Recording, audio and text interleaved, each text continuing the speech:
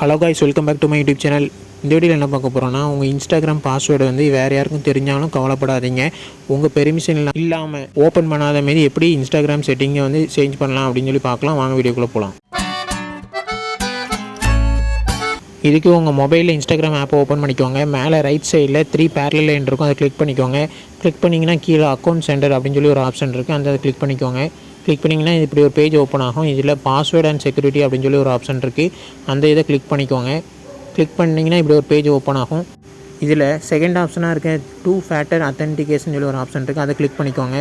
இதை கிளிக் பண்ணிங்கன்னா இப்படி ஒரு பேஜ் ஓப்பன் ஆகும். இதில் வந்து உங்கள் அக்கௌண்ட்டை சூஸ் பண்ண சொல்லுவாங்க. அதில் உங்கள் அக்கௌண்ட்டை சூஸ் பண்ணிக்கோங்க. இன்ஸ்டாகிராம் அக்கௌண்ட்டை சூஸ் பண்ணிங்கன்னா இப்படி ஒரு பேஜ் ஓப்பன் ஆகும்.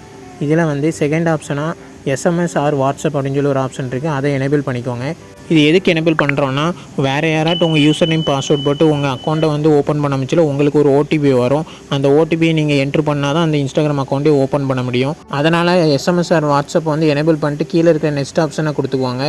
உங்கள் வாட்ஸ்அப் இல்லைனா மெசேஜுக்கு வந்து ஒரு கோடு வரும், 6 digit கோடு வரும். அதை இதில் வந்து என்ட்ரு பண்ணிக்கோங்க.